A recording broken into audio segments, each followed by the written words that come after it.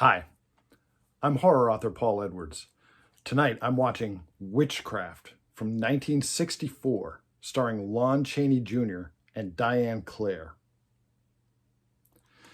Witchcraft tells the story of two families in a town in Britain, the Whitlock family and the well-to-do Lanier family. Centuries ago, there was a big conflict where the Lanier family accused the Whitlocks of practicing witchcraft. And the matriarch of the Whitlock family, Vanessa Whitlock, was tried and convicted as a witch. And instead of being executed by burning, they punished her by burying her alive. The Lanier family then took over the Whitlocks' property, and they've been living high off the hog for the past 300 years. Now, in the present day, there's a land dispute because the Whitlock family is trying to protect their family graveyard from development by the Laniers and an unscrupulous business partner that has decided to just bulldoze through the graveyard of the Whitlocks. Well, one of the bulldozed graves, of course, is the grave of Vanessa Whitlock, the accused witch from 300 years ago. And of course, when no one is looking, she rises up out of her grave and begins a revenge campaign against the Lanier family, killing off members of the Lanier family one by one using her magical powers. Now, as you can probably guess, in this dynamic where there are two warring families, of course, there's a boy from one family and a girl from the other family who fall in love. In this case, the boy is from the well-to-do Lanier family, and the girl is from the Whitlock family, the family of reputed witches, the family which rumor says is still carrying on practicing witchcraft in secret to this day. Lon Chaney Jr. plays Morgan Whitlock, the patriarch of the current generation of Whitlocks, and he refuses to let his daughter Amy have anything to do with that terrible Lanier boy. Now, Amy Whitlock seems like a really nice, innocent girl, maybe 19 or 20 years old, friendly, but, a little shy, a little bit withdrawn, certainly very polite and, harmless seeming. So, of course, the audience knows that she's got to be a witch. And the movie doesn't keep that a secret from us for long. She was a little too good to be true. Being a descendant of the Whitlock family, of course, she's part of their coven. And the Whitlocks are practicing witchcraft like crazy, as much as they ever were. And Amy is revealed to be one of their coven members. But the real story is that Amy Whitlock has divided loyalties because she's loyal to her family and to the old religion, quote unquote, which is what they call witchcraft. But she also is loyal to her boyfriend, the Lanier boy. So the real question in this movie is whose loyalty will win over in her heart.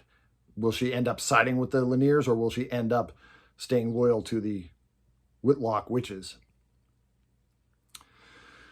This film has a very creepy mood to it. It's set in the present day, but it has a lot of callbacks to older generations. Everybody's living in houses that have stood here for hundreds of years. There are relics from centuries ago, dramas that are, just sitting around for anybody to see. And there's a strong sense that what is happening in today's modern world is deeply affected by and rooted in the drama of centuries ago. Of course, I will not spoil for you the result and what Amy Whitlock finally chooses. That's sort of the point of the story. But the conflict is depicted very well. Lon Chaney Jr. could be said to be, let's put it this way, he was 100% committed to his role. That might be a nice way of saying he overacted. Lon Chaney Jr., I find, was really good at two kinds of roles. He was good at playing an affable everyman, like Lawrence Talbot in the Wolfman movies, or as playing a bully. He was really good at playing a bully. He was a great bully in The Alligator People. And in this film, he absolutely is a bully. As the head of the Whitlock clan, he tolerates no dissent within the family ranks and has even less patience for anybody outside of the family. Now, if you saw this film, Witchcraft, in the theater in 1964, you might have walked away with a goodie, because there was a special promotional gimmick that went with this film, okay? If you went to see Witchcraft in the theater in 1964, you were given, along with your ticket, a witch deflector. That's right, a witch deflector. It was a plastic disc that would fit in the palm of your hand. And the gimmick was, anytime that the witches were coming to get somebody on the movie screen, you had to clutch on to your witch deflector to keep the powers of evil away from you. Now, a lot of times on my channel, I do have vintage goodies from the first wave of Monster Kids, and especially from the second wave. I don't have a witch deflector. The best I can do for you is show you a picture of it. And it's not much of a picture, because this was just a little red plastic disc. It's stamped witch deflector, but you can barely even read it. This was a freebie they were giving away in a movie theater in the mid-60s. What do you want? A better depiction of it is probably on this publicity image, where they showed you that the witch deflector would be yours. And of course, as an added bonus, even when the movie ended, you got to keep the witch deflector. And so you could ward off any powers of evil walking home from the theater. I don't know how many of these kids actually kept. Plenty of them were handed out, because this movie did fairly well. So they were out there at one point. But this movie is slightly older than I am, so that's going back a bit. And if you own or ever did own a witch deflector, we would love to see a picture of it, or at least tell us about it in the comments.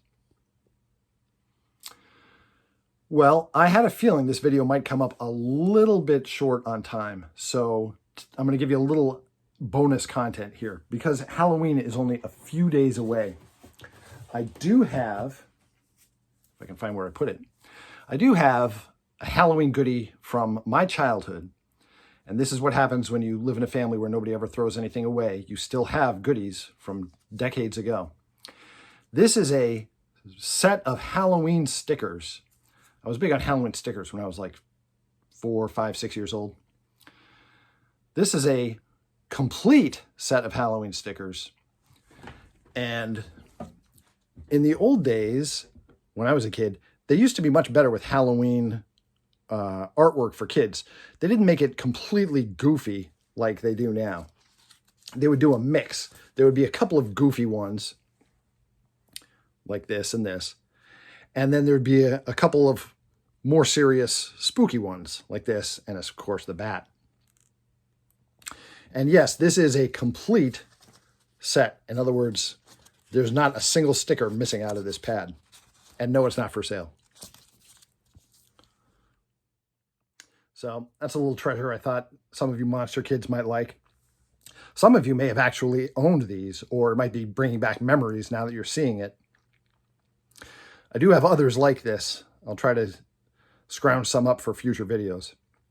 But this reminds me of Halloween very much. By the way, the reason that the pad is full is not that I didn't like the stickers as a kid. It's because I had a bunch of these pads, and I went through a bunch. I just never got to this one.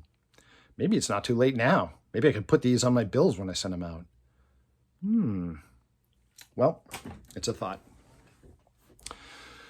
So listen, if you enjoy classic monsters and vintage horror, you should check out my book series, the Mourner's Woods books.